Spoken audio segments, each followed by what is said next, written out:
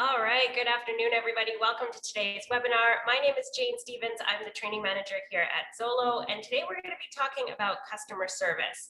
So before we get started, I would love to hear from you guys, learn a little bit more about your experience, where you're coming from, how long you've been licensed. That just helps me get to know you guys virtually in this virtual world that we're in. So let me launch this poll. And yeah, as I said, just a few questions. Wondering how long you guys have been licensed. If you do have a customer service background, since that's what we're talking about today, how many deals have you done? So it doesn't matter if it's leases or buyers or sellers, just all of it. Let me know what your experience is. And while you guys answer that, I do like to pull up the training calendar just so that you guys are reminded about what we offer. So of course, on Mondays and Wednesdays, we always have our new agent orientation, focusing on the CRM on Mondays and then focusing on web forms and Authenticide on Wednesdays. So today we're talking about customer service, as you can see on the calendar there. And then on Thursday, we're going to be talking to the GM. So it's an open Q&A. So bring your questions. If you have questions about the CRM, if you have questions about leads, if you have questions about why things are happening, definitely tune in on Thursday, again, at 12 p.m. Eastern Standard Time, and we're going to talk to the GMs, and we'll answer your questions. Awesome. So thank you guys for voting. I have 80% of you who have voted, so thank you for that. I will end the poll there, and let's just take a look. So how long have you been licensed? So I have half of you, 50%, who have been licensed for less than a year, so that's awesome. Oh, and then I have somebody in each category: less than 2 years, less than 3 years, less than 5 years, and 5 years plus. So love that. We have a really wide range of experience here today. Do you have a background in customer service? 88% of you say yes, that's awesome. And then how many deals have you done? So we've got 25% of you who haven't done any deals yet, that's okay. And we have the rest of you here doing 10 plus.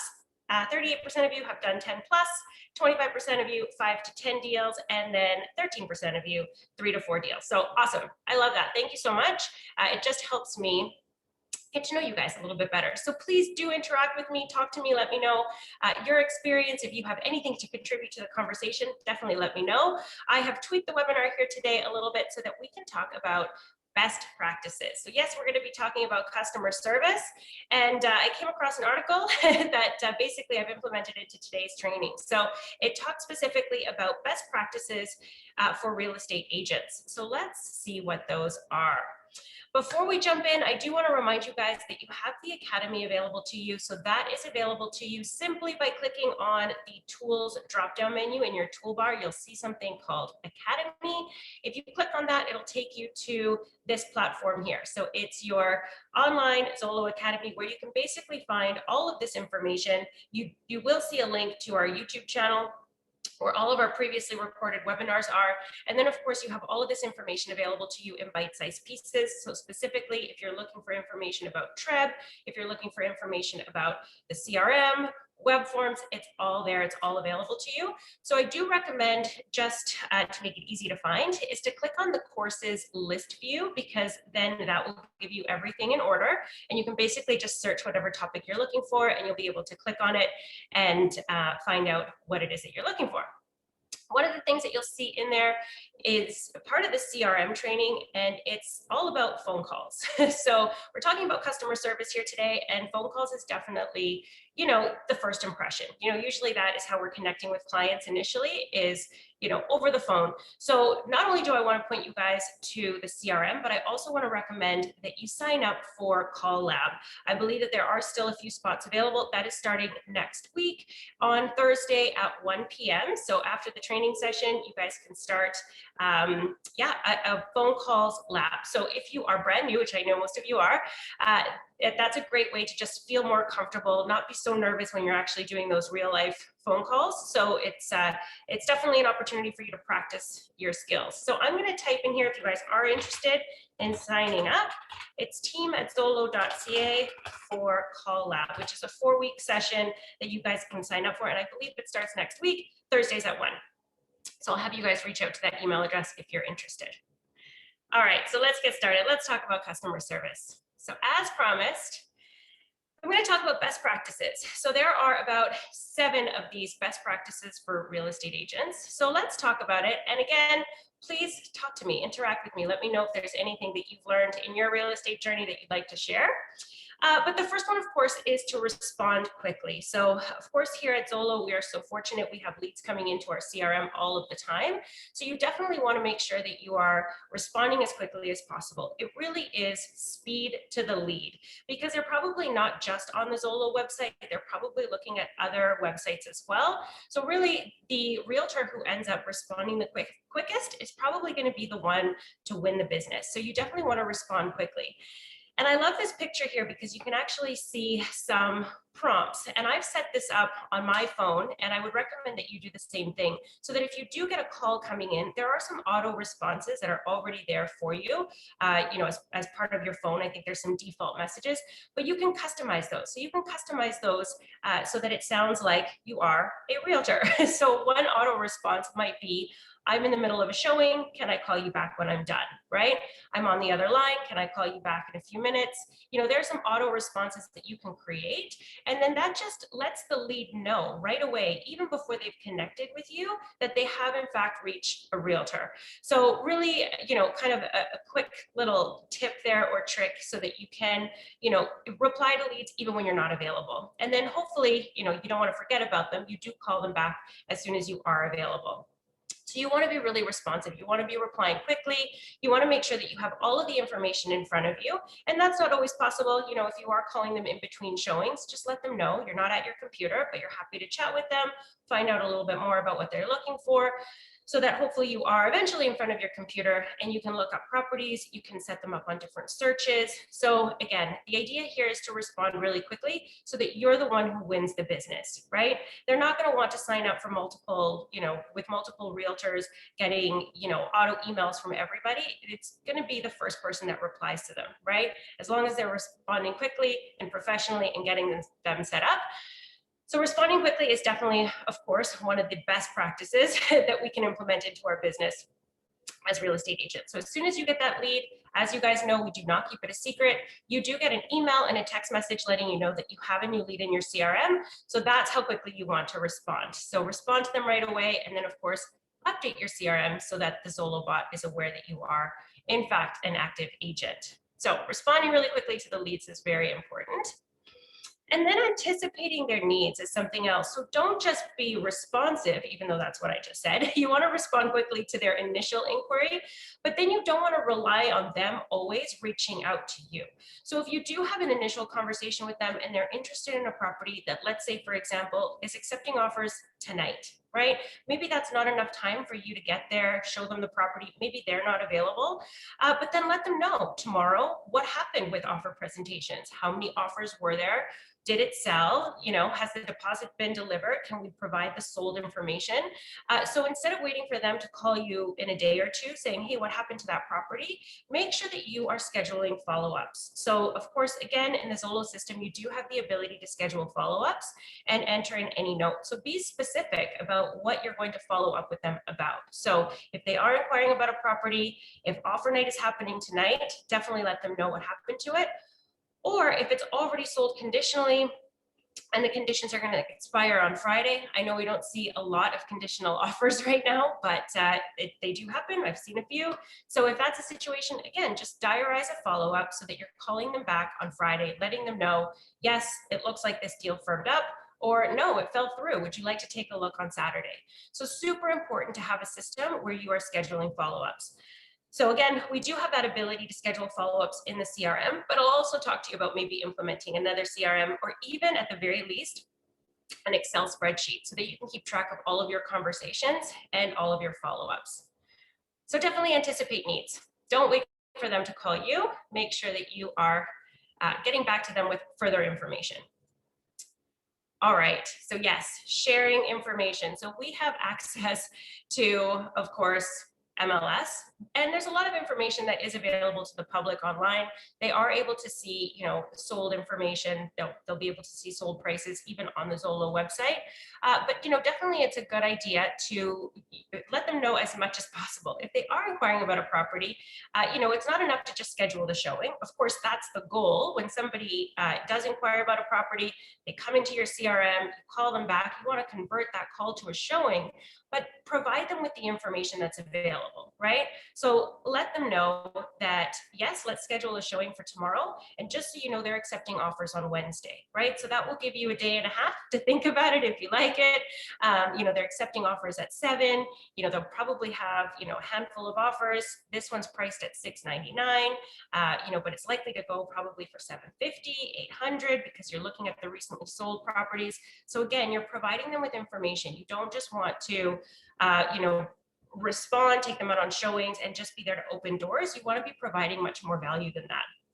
So definitely providing them with the information that you see on Treb, but then also sharing information about the process. So hopefully you have something that you have implemented into your business where you are explaining the process to them. So it doesn't have to be a lengthy phone call initially, right? You don't want to keep them on the phone for half an hour. You want to provide them with the information they want. And then of course, maybe a little bit more, and then adding to that when you actually go to the in-person showing. So maybe bringing some kind of a roadmap. That's something that I recommended before in the past. Check out a website called breakthroughbroker.com. I will type that in the chat as well, because they have some great roadmaps for buyers and sellers, and I've created one for renters as well. And that's something that you might want to bring with you to a showing. And it kind of serves as your own talking points, right? So if you have a roadmap in front of you that starts with meeting a realtor and ends with moving into a property, what are all those steps in between? So sharing that kind of information, sharing the process with them, because that is going to make them like and trust you. So even if you don't have a ton of experience, even if you haven't sold 100 homes, if you're able to educate your clients on the process, then they're going to choose you, right? They're going to like you. They're going to want to work with you. So definitely, informing yourself, having some kind of a system where you can share all of that information. So Breakthrough Broker is the website.com. And again, I recommend checking that out because all of their resources on there are free. And I always like to recommend things that are free.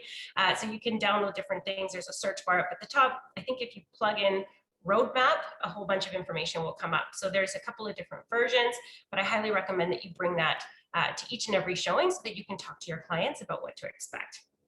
So sharing information is definitely something you want to implement in your real estate business. And here's another one, being patient. So I don't know how many of you have, experienced clients who are maybe a little bit undecisive, right? Maybe they are thinking about Whitby, but also maybe Waterdown, and they kind of have you driving from one end, of Ontario to the other. But it happens. So be patient and guide them through the process. This is a huge decision, right?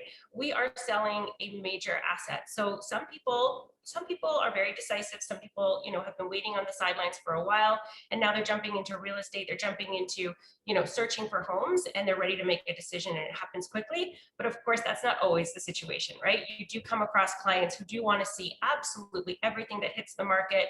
They want to see 10 properties on a Saturday. They want to go out every single weekend. So, you might have to put your foot down at some point, right? Because you do want to be firm, right? You don't want to, to be wasting their time and your time, narrowing down their search criteria, but definitely being patient, because there are clients that will drag you out to several showings because they're also trying to figure out what it is that they really want, right? They might start out with a certain goal and then it might change halfway through the process. So, particularly I find that when dealing with clients who are downsizing, that's actually quite a big thing to take on, right? I don't know if you guys have worked with people who are downsizing from a big home. Everything seems small, right, when they're downsizing. So that's, a hard hurdle to kind of get over sometimes. So just be patient, because you know what, at the end of the day, they might decide, you know what, we're not ready to downsize that much. Maybe we will stick to still a detached home, but maybe a bungalow instead of the 2-story that we have now. So being a part of the process is so important, because again, that's going to have them work with you and be committed to you and loyal to you. Of course, I will say here as well, if you do have clients that are taking you to a number of showings, don't be afraid to ask for that buyer representation agreement to be signed, because definitely you want them to work with you, especially if you've invested all of that time. But the takeaway here is not to be rushed, right? Not to rush them through, not to be impatient yourself, not to, have the heavy sighs every time they ask you for a showing. You may feel it, but you don't want to show it, because definitely this can be a long process in some cases, and you want to be that patient agent. So that's definitely a best practice to implement into your business. And then really nailing your hellos and your goodbyes. So based on this article that I was reading, this was sort of the takeaway that people remember their first impression and they remember their last impression. So, definitely when that initial phone call comes through, if there's a phone number that comes through your phone and you don't recognize it, assume that it's a Zolo lead, answer professionally so that they know that they've connected to a realtor, and then have a conversation. So you really want to have a professional and warm welcoming. And then similar to that, at the end, you want to be warm, you want to be asking for the business, anticipating next steps, instead of just, obviously being dismissive, right? You want to let them know, I'm going to be in touch with you in a week about this, or I'll let you know on Friday what happens, or, if you're leaving a showing, I'll touch base with you tomorrow, let me know what you think. So you really want to nail your hellos and your goodbyes, because those are the impressions that you are making, and those are the impressions that you're leaving. So pretty straightforward there. A great thing here to remember also is to remember the details of who they are, how many kids they have, what their names are, what the dog's name is. I mean, all of those details are so important, and again, will set you apart from other agents. So really remembering their details, everybody's name is super important. And then again, this goes back to having a CRM, something that will prompt you to remember these details. For example, when you're writing an offer for somebody, they are giving you their photo ID, which oftentimes is a driver's license or a passport. Both of those documents show their birth date, for example. So that's something that you might want to plug into something like a CRM so that you can just reach out, maybe even automatically with a card. I know that some agents take the time and actually write out cards and they send them. So that is a great differentiator. That's not something that every realtor does, but it's such a simple thing that you can implement and really increases your customer service. So definitely remembering all of the details. So yeah, plugging it into a CRM, because of course you're not going to remember everything. But there are tools out there for you to diarize things so that you do remember. And so, you can even automatically send out those emails. In addition to birthdays, you might even want to diarize their anniversary dates, right? So if you did help them with a rental, for example, they're moving in June 1st, hopefully you're touching base with them in a month, but then definitely every year, because that's going to keep you top of mind. And hopefully they choose to work with you, in their real estate journey going forward. Last but not least, I'm going to recommend that you compare yourself not to other agents, but to other service professionals. So taking a look at, the waiters, the waitresses, your favorite bartender, the way they remember you, they remember your name, they remember where you like to sit, they remember what you like to drink. All those things make you feel really special and make you want to return to those establishments. So comparing yourself to those service professionals and implementing that in your real estate business so that you also remember your clients' names, you remember details about them, whatever it is, the sports they like to play, whatever it is, just having those key things implemented into your psyche, really. But again, it all goes down to a CRM. So I'm going to talk about that in a second. So really compare yourself to other professionals, because at the end of the day, it's not just the restaurant industry or the hairdressers who get reviewed online. It is also most definitely realtors. So let's talk about that. Let's talk about reviews. Let's talk about asking for reviews. Let's talk about getting reviews and where to post them, because I do get a lot of questions about this. So first of all, you can definitely implement a Google business. So Google business, you can sign up. You would literally Google business, and you would register your business. And I believe they send you out a postcard, unless things have changed recently, but that's the way it was, where they would send a postcard out to your office, and then that would have a code. So it would simply verify that, yes, in fact, that was your office location. And then you could verify your business, and then there you go. You're featured, you have a Google business section when you Google yourself, and that is a great place to ask for a review. So as you can see, Zolo has, of course, signed up and is set up with Google Business. And you can see here that last time I checked anyway, and this was a while ago, 4.2 out of 235 Google reviews. So definitely, ask for clients when they've had a good experience. Unfortunately, it's human nature when they're frustrated. That's usually when they go and they voice their opinion. So definitely, if they've had a good experience, ask them to rate Zolo and rate you as an agent as well. Best time to ask for reviews is when they're the happiest, which is usually when you have them, when you have an offer accepted on their behalf. So that is probably a good time to implement that request for reviews. Once you are calling them back, letting them know that their offer has been accepted, that's when they're excited. Send a follow-up with that accepted offer. So an email attaching their accepted offer and then asking for a review. That's also when they have time to do it. If you wait for closing or you wait, around that time when they're moving, packing, moving in, moving out, moving in, they're going to be busy and it's probably going to be, less of a priority for them. So definitely ask for it when you get the offer accepted. I think that will increase your chances. Another great place to ask for reviews is on your Facebook business page. Again, I like to recommend things that are free. Signing up or setting up a Facebook business page is free. And yes, you can definitely get reviews out of there. So this is Valerie Peoples. She was one of our agents here at Zolo. And you can see here 5 out of 5 reviews based on the opinion of 4 people. So of course, this is something that you can grow. Again, asking for those reviews when they're the happiest. So that's available to you as a Facebook business page.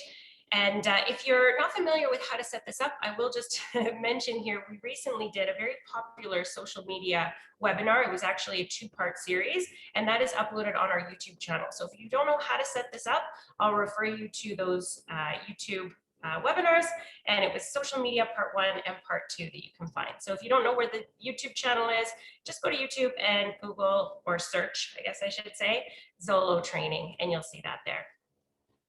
Just so you know as well, every single time you enter a showing into the Zolo system, as soon as you enter a showing, you are prompting the Zolo bot to send out a text message on your behalf. And it says, how do you rate your Zolo agent? So if we get any glowing reviews on your behalf, we'll definitely let you know so that you can post that on your website if you do have a website, or somewhere else on your social media. So just know that every single time you go out on a showing, we are requesting reviews for you. All right, so as I mentioned at the beginning, it's really important to have some sort of a system in place so that you do get these positive reviews, right? You want to make sure that people are having a good experience with you, right?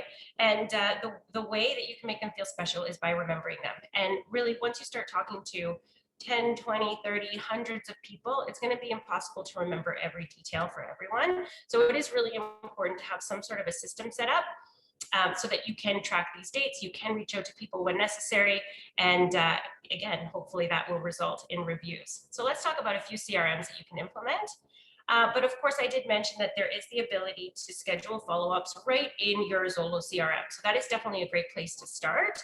But I do recommend having, at the very least, an Excel spreadsheet. So something where you're keeping track of everybody that you've spoken with, their phone number, their email address, and I would definitely recommend highlighting the area and their budget, because this is something that you won't be able to track in the Zolo CRM. So if you have a conversation with somebody and 3 months from now or 6 months from now, there's a listing posted on the workplace group and it's a property in Milton for $800,000. How are you going to remember who that person was, right? It's going to be hard to find that particular person in your Zolo CRM. So it's good to have some sort of a backup system, at the very least an Excel spreadsheet. Again, I like to recommend things that are free so that if a listing does come up, you can reach out to that particular lead that you spoke to 3 months ago, 6 months ago, and you can say, are you still interested? There's a property here, it's just come up. Again, that is what increases your customer service, right?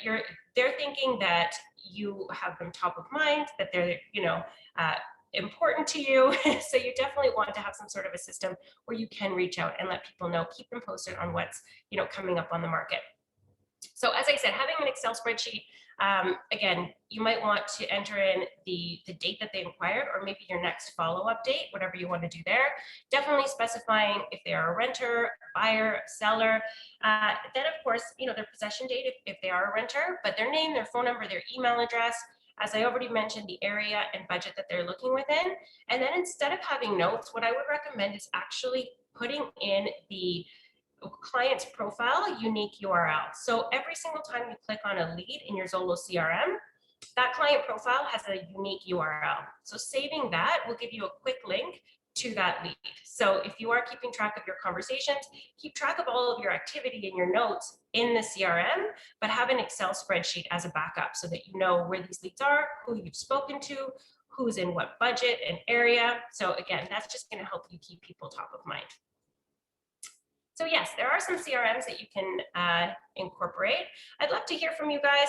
I'd love to know if anybody here is using a CRM, and if so, if they're using another one, what is it? Or are you simply using an Excel spreadsheet? Let me know if you have anything implemented in the back end. Diksha, thank you. You're using Exact. Yes, so Exact Contact is one that I'm definitely going to recommend, because it is probably the best, the most bang for your buck, right? You've got, it's a CRM, it acts as a CRM, you can use it as your calendar, and ultimately you can even send out newsletters on a weekly basis, monthly basis to your entire database. And I think even in addition to all of that, you have a website that they offer as well. So, I mean, for a low monthly price, it covers a lot. So yeah, let me know. Implemented your Excel spreadsheet and it works well. Perfect. Awesome. That's great. Where can we find the URL in the CRM? Yes, great question. So again, when you click on, if you're logging into your CRM and you have a lead on your dashboard, click on that lead's name and that will take you to their client profile. And you'll notice that the URL up at the top has changed. And so that is the unique URL for that client. So I would recommend copying and pasting that into your Excel spreadsheet, because yes, that is a very quick, click, and then you can find them in your Zolo CRM and update all of the notes and the activities in there. Yeah, you're welcome. But then yes, definitely have that Excel spreadsheet. So the Excel spreadsheet is great. I know that a lot of people, just use Excel spreadsheets for everything, which is great. It may be a system that you grow out of, especially if you do want to implement drip campaigns and whatnot. So again, there are some CRMs that you can look into. Again, I did a quick Google search a while ago, and these were the 23 real estate CRMs that were recommended. Top Producer is on that list. Top Producer is definitely something that I know a lot of top producers do use. And the pros and cons of that particular program is that it is heavy on the setup. So you do have to set it up and customize it. But once you have it up and running, then it does really recommend things for you. So who you should talk to next, and all of that. So Top Producer is one option to look into. It's one of the pricier ones. So I will recommend Exact Contact, which again, thank you for also bringing up, because yeah, Exact Contact does keep track of all of your leads. And then you can create kind of these hot sheets on your dashboard. So you can see your active buyers, your active business, your tasks for the day, your appointments. So it really does keep, the real estate business in mind, and it's going to help you stay organized. So Exact Contact definitely is something worth looking into. Realtyjuggler is another one that made the list. It is one that I've used in the past. I like a piece of it. I like the way it keeps track of commissions, just so that you're organized with that. But again, an Excel spreadsheet works wonders. But if you're looking for something a little bit more sophisticated, there's Realtyjuggler. It's a little bit of a 90s interface. If you can get past the juggler, I think you're okay. So taking a look at all of these, there was this one that I came across recently, Real Office 360. And again, this one is free. So I like to recommend things that are free. I believe they start charging you once you get to a certain point. So if you're looking at something, that you want to start off with, but you don't want to spend the money, this might be a good solution for you. So take a look. And again, you can customize it a little bit, but it does have a modern interface. It does kind of keep track of, what you need to in your real estate business. All right, so let me get to your question. What should we do to a dead lead? When we should use dead lead? Yeah, so in the CRM, I would recommend using that very little or not at all. Because really, if a lead is dead, there's probably a reason for that. So I would suggest instead updating the lead with a call, and then you update them with a call, yes, you type in your notes that you engaged with them, even if you just left them, messages in a few different ways. When you click on Update Contact, that takes you to a second screen that asks you a few more questions. Are they a realtor? Do they have a realtor? Are they ready now? Are they ready later? Or are they not interested? That is how I would recommend marking the lead dead, because they're probably not interested. If you've called them a bunch of times, enter it in as a call, but say that they're not interested, which obviously they aren't if they're not picking up their phone. So that's better than marking it dead. Marking it dead, the only time that I would use that is if you know that it's a duplicate lead, right? And it happens because people, will sign up to the Zolo website and they'll use one email address, and then they'll be on a different computer and they'll use a different email address. So now you have the same lead twice. The Zolo bot, tries to match phone numbers together so that we know if it's a duplicate lead. But so if you see that one profile is active and the other isn't, then go ahead and just mark the least active profile as dead. So that would be my recommendation. So love this question. And this is definitely, we can totally talk about this for a whole hour. So if you want to talk about, if you want to join us on Thursday for the GM Q&A, this is all kinds of stuff we can talk about, really advanced CRM questions, because yes, there's a lot that goes on with the Zolo bot in our CRM.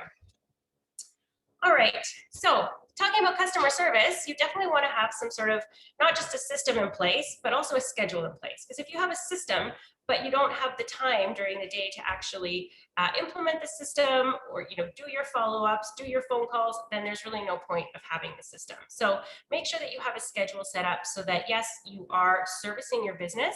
So it's up to you. Some people like to get up at 6 a.m. and I don't know what happens at 6 a.m. I'm not one of those people.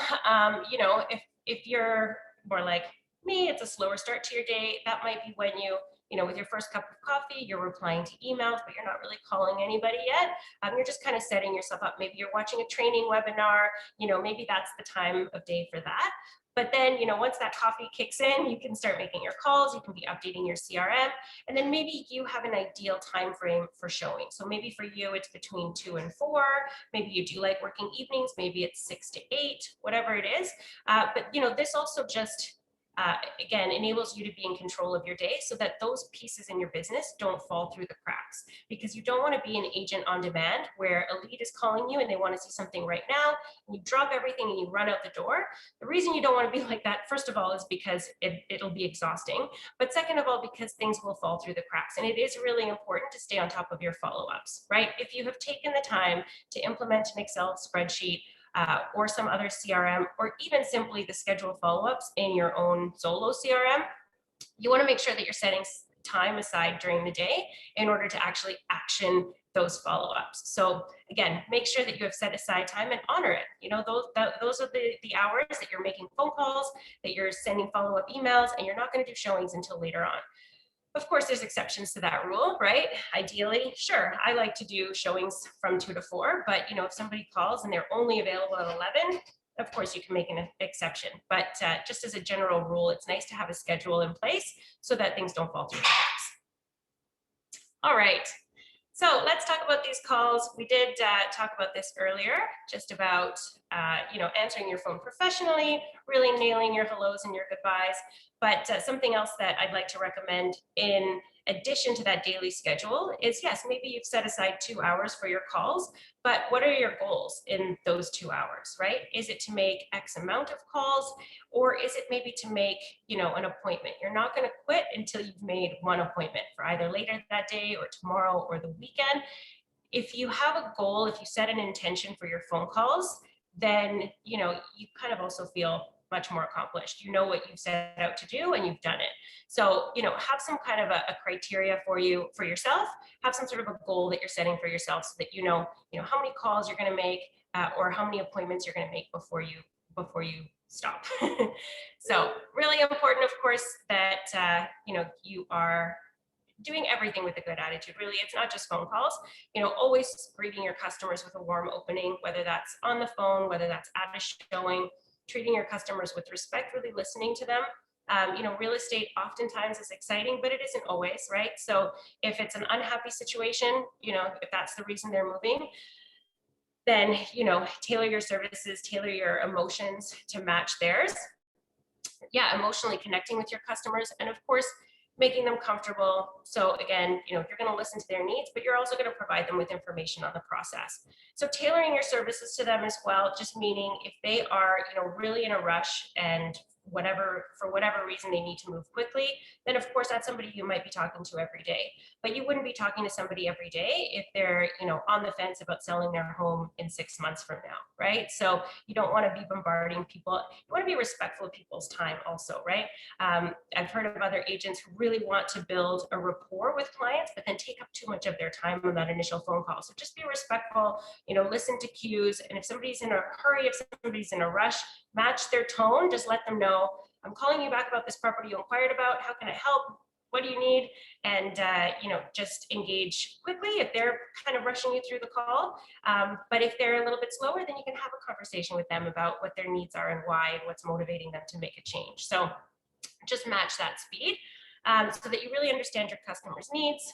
And of course, discovering, sure, the impact that you have on customers, exciting your customers, so going above and beyond. So there's lots of ways that you can go above and beyond. Definitely one of them is to, again, as I said at the beginning, you want to be anticipating their needs, right? So instead of waiting for them to call you about, hey, did that property sell? What happened to this? What happened to that? If they inquired about that property already, then you should be the one calling them with that information. So definitely going above and beyond and thinking about what it is that they're going to need in the future. All right. Okay, so typical call flow. Yes, I'm not going to spend too much time on this today because we do have the call lab coming up. But yes, you want to make sure that you are answering your phone professionally. If you're calling somebody back, that you are introducing yourself as a realtor. I often say from Zolo.ca as opposed to Zolo Realty, just because I think Zolo.ca resonates better than Zolo Realty. Not everybody knows us as that. So yeah, definitely introducing yourself professionally and then asking them how you can help. So how can you help? Understanding their needs, discovering what it is that they're looking for and why, and then turning the table sort of halfway through that conversation and then asking them if they're familiar with the process. So it's at that point that you can take over the conversation and let them know if they're looking for a rental property, great. You know that the rental market is really competitive. Landlords are looking for a credit score of over 650, ideally 700 plus. They're going to want to see that your income is, less than 30% of the rent. So in other words, if you're looking at a rent that is, $2,500, hopefully we can show that you're making 7,500 plus. So those are the numbers you need to know. Those are the numbers that you need to share. So you really want to be pre-qualifying lease leads pretty heavily because you will get a lot of lease leads and you want to make sure that you're not wasting their time, you're not wasting your time, you're going out with qualified clients, and even prepare them to the fact that they may not get the first offer that they submit, right? Let them know that even though they may be super qualified, we just never know what we're up against. And unfortunately, landlords are people and they have all different sets of criteria as to what they're looking for. It's very different than dealing with a bank, getting a pre-approval where it's all just numbers, right? So, landlords may reject a perfectly good offer because we don't know what we're up against. So if that happens, don't worry, we'll move on to the next, right? So again, they're not going to blame you. You've already given them the heads up that it's just the way it goes sometimes. So in your closing remarks, you definitely want to be converting the call, hopefully, to a showing. So if they did inquire about one property, ask them, are you available on Saturday at 1 to look at this property? And if they say yes, great. Also follow up with an email with a blank rental application, and then also following up with your TREB listings, right? So that they have other options. So that ideally, by the time Saturday rolls around at 1 o'clock, you're not just showing them the property that they inquired about, but you're showing them other properties as well. So really important to have, a really good call flow with the intention of converting it to showings. Now, that was the example of talking to a lease lead. If you were talking to a buyer lead, very different conversation. So you don't want to pre-qualify them as heavily. You want to have a conversation with buyers. You can ask them, if they have been pre-approved, but don't make that a deal breaker. It doesn't matter if they say yes or no, still go to the in-person showing. Because if you were just to refer them to a mortgage broker saying, hey, get pre-approved first and then come and talk to me, the chances of them coming back to you is less than if you had taken the time to meet with them and then hopefully they are qualified, right? And you know what? I know some people say, well, I don't want to go out if they're not pre-qualified. Well, maybe they don't end up getting qualified, right? Maybe they're not going to be ready for another year or so, but maybe they have a friend who's looking for a realtor who's looking to buy and they are ready now and they met with you, they liked you, and they're going to refer you to somebody else. So, keep an open mind when you're talking to buyers, go to the showing and, pre-qualify them less. The important question to ask, of course, is whether or not they're working with a realtor, which I know can be kind of a bit of a a tricky question to ask. And I don't know why we're nervous around this one, but, definitely ask and make it about, you being respectful to your colleague, right? If you're already working with a realtor, then, I can't interfere with that contract. I don't want to step on anybody's toes, so frame it that way instead of, well, if you're already working with a realtor, I don't want to talk to you. So, just having a way that you phrase it that makes sense, tweak that to your own personality, and but definitely ask that question, because you don't want to be going out with clients who are already committed to working with another realtor. So definitely some good questions there to ask. All right, so I will jump ahead. I'm not going to go through this call script because we sort of just did. There are some common questions that come up, of course. I'll address a few of them, but this is all stuff that you can definitely jump into if you do sign up for the call lab, which again, I highly recommend. That's available on Thursdays at 1, and I believe it starts next week. All right, so one of the questions we do get quite often is, are you the listing agent? So just be really proud to say that you're a buyer specialist, and don't pause, don't hesitate. Let them know what it is that you do and how that benefits them, right? So if they ask, oh, are you the listing agent? No, I'm a buyer specialist, so I can show you this property and any other property that's available on the market. When did you want to see this property, right? So again, just moving that conversation forward. There will be some people who just want to talk to the listing agent, and even though you try to explain that the listing agent represents the sellers, it's a good idea to have your own representation. It doesn't cost you anything, and it doesn't end up saving the seller any money. That's kind of the big misconception. So maybe having that conversation if necessary, but initially I just like to show value as a buyer's agent, right? And just let them know that instead of you having to reach out to every single listing agent, just call me and I will schedule a showing, and I'll send you an itinerary before we go out on Saturday at 1 o'clock, and you'll see all 4 properties in geographical order, right? Whereas if they're calling listing agents, it's probably going to be all over the place. So again, that's really a very quick and simple way to show value. All right, if they have an agent already, we already sort of addressed this. Yes, if you're committed to working with an agent, then I can't interfere with that contract. And you know what? Don't be afraid to still, again, we're talking about customer service here, still provide the information. If they're asking if a property is available and you have the information in front of you, let them know, yes, it's still available. And if you discover during that phone call that they are working with an agent, just let them know. If you're already working with an agent, reach out to them to schedule a showing, right? But you've already provided them with the information. They've had a good experience by calling Zolo. And you've been helpful, but you're not going to take them out onto a showing because they're already working with a realtor. So provide them with the information, but then direct them back to their agent. Similar to lease leads that aren't qualified, it's the same sort of thing. We're not just going to say, no, I can't work with you, right? You don't have a good credit score, you have low income. We're not going to say that. We're going to point them in the right direction, right? So here's the information that you're going to need to know. Yes, this property is available. You know what? Landlords are going to want to see this and that. But if your criteria is less than that, you might want to go to Facebook Marketplace or Kijiji. It's the same thing. When somebody says, well, I'm already working with an agent, no problem. Here's the information. It is available. Just contact your agent to schedule a showing, right? So you're still providing them with that customer service. All right, I'll jump ahead here. If people want information, yes, definitely, there's a trick of the trade, right? Absolutely, I'll look that up for you. While I'm pulling it up, are you looking for something in that area? And you can start that conversation. So there is a bit of a script that you can remember when you're working with buyers. Again, you don't want to pre-qualify them heavily, but of course you want to have a conversation with them. It's an acronym, and of course I don't have it in front of me, so I may forget what each one stands for, but LP Mama. So you want to ask them their location, their price, whether they've been approved by, a mortgage. I can't remember the rest. I'll have to post it. I think I've got it coming up here. Yeah, they're working with an agent, their motivation, and then going to the appointment. I think that's right. All right, so yeah, definitely asking them those questions while you're looking up the sold information, right?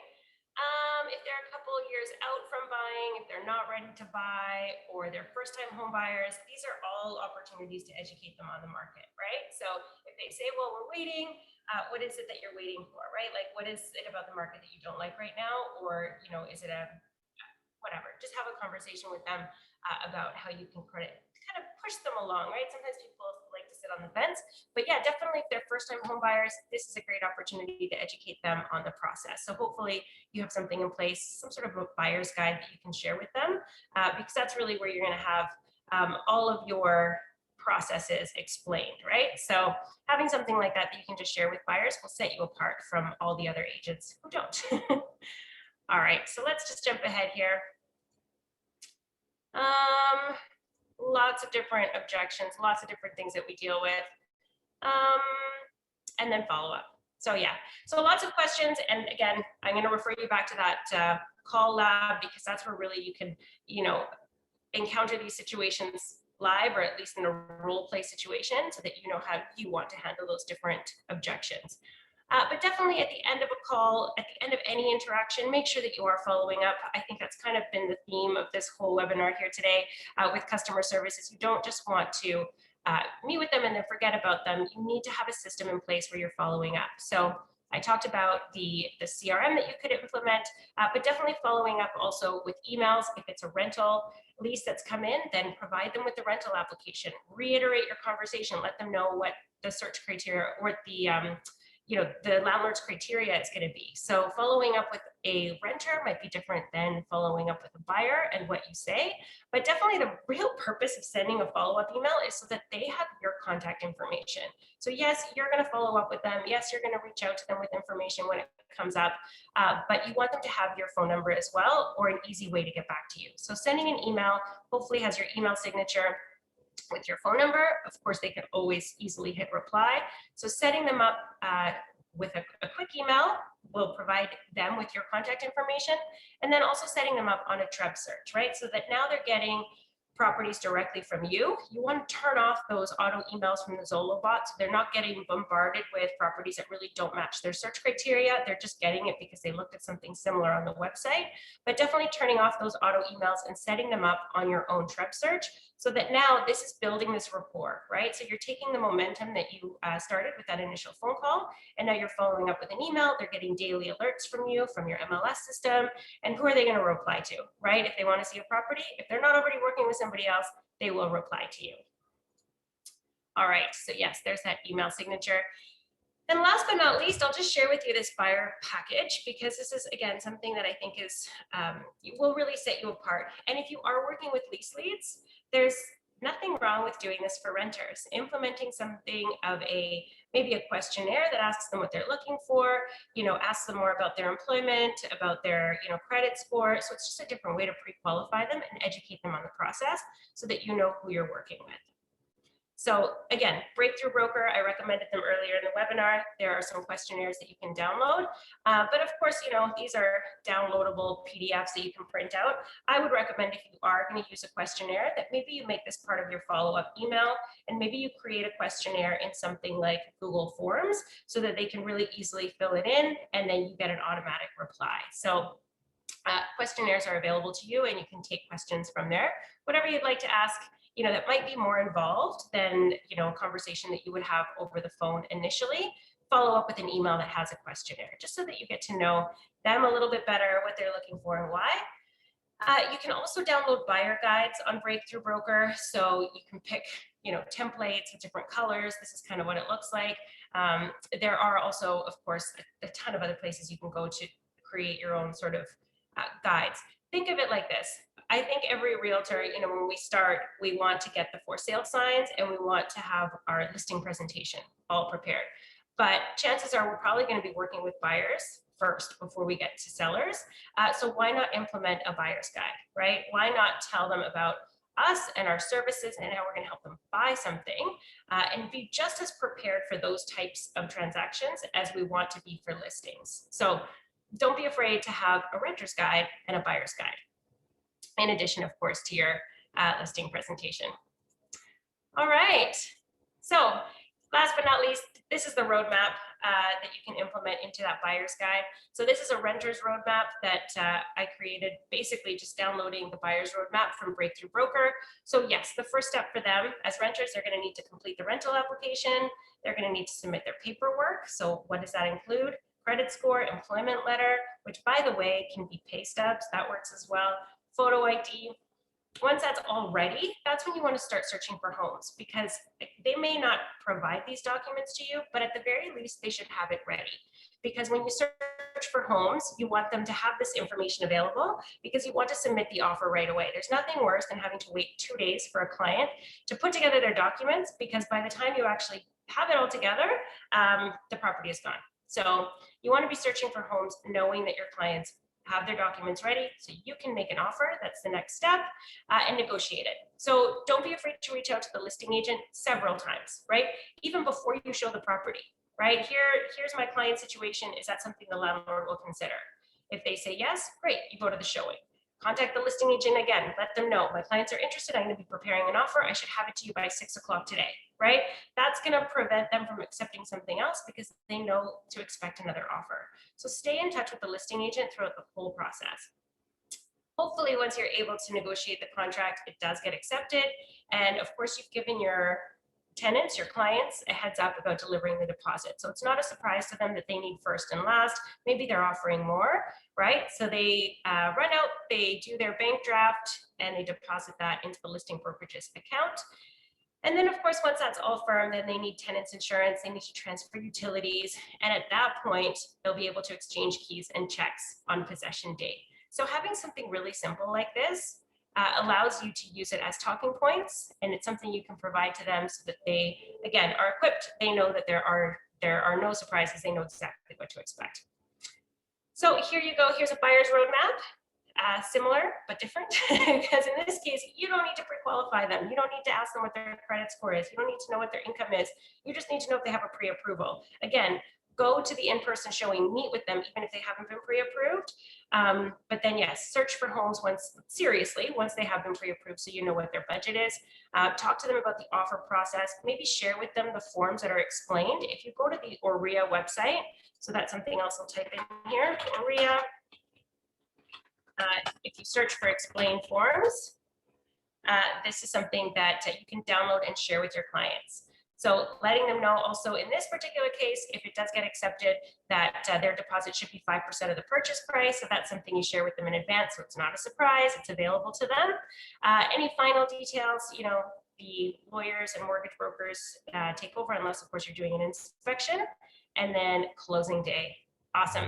So I won't show you the seller's roadmap. I'm going to go back here because I have a question coming in about the renter's roadmap. So yes, transferring utilities. So having a system in place as well. If you are, hopefully you're working in the area that you're familiar with. So, if I'm in Oakville, so I know that it would be Oakville Hydro. I know what utility companies they would need to reach out to. So maybe as part of your follow-up email, when they do have an offer accepted, you're sending them an email attaching the accepted offer, and you're telling them where they need to go to get utilities. So this is up to the tenants to call the utility companies directly, let them know they're going to be moving in June 1st to this particular property, and then that gets transferred into their name. That account basically gets opened under their name. Of course, so much is done online now. So if they do it online, you do need to ask them to take a screenshot of that and email it back to you, so you can email it to the listing agent so that they do get their keys on possession date. So we need to prove that they have utilities in their name and they have tenants insurance. So another question that I get a lot is, where do we go for tenants insurance? So Square One insurance, I think if you Google that, they seem to be really affordable, but I think most people do just add the tenants insurance to their auto insurance. So that's, it can also be affordable if they're bundling two things together. So just know where to send them, right? So just as much as you need them to know the process, you need to know it as well. You need to know how to educate your clients on exactly that. How do you transfer utilities, right? You just need to call the utility companies. These are the three that you need to call, like cable, for example, right? Again, I'm in Oakville, Rogers isn't available out here, so it's Cogeco. So knowing those things and then explaining that to your client will, again, just add to that customer service. So great question. Thank you for asking that. How do you transfer utilities? Definitely something that you want to be telling your clients about. And if you don't know how to do that, research it so that you can inform your clients. Awesome. Okay, let me know if you guys have any other questions. We've got a couple minutes left here, or any situations that you've come across that maybe have been challenging, maybe you weren't sure how to deal with. I'm here to answer questions. Let me know. All right. Well, I'll give it a few minutes, because I know if you want to raise your hand and chat with me instead, that is also an option. But yeah, lots to cover when thinking about customer service, for sure. but it is super, super important. Really thinking about those phone calls, those initial phone calls that you have. At Zolo, we have the ability to listen to our calls. Your growth manager can listen to your calls as well, and maybe listen back to some phone calls that you made, and just use that as a coaching tool. What could you have asked differently? What could you have maybe asked better? So that's all available to you to listen back to. All right. Well, if I don't have any other questions, I will leave you guys with that. Hopefully you found this helpful. Hopefully there's some things in here that you will implement into your business. Reach out to me if you have any questions afterwards, jane.stevens@zolo.ca. I'll type that in here for you guys. But there you go. Hopefully, again, there were some good takeaways. And if there aren't any other questions, I will leave you with that. And I'll see you guys on the next webinar. Thanks so much, guys. Have a great day.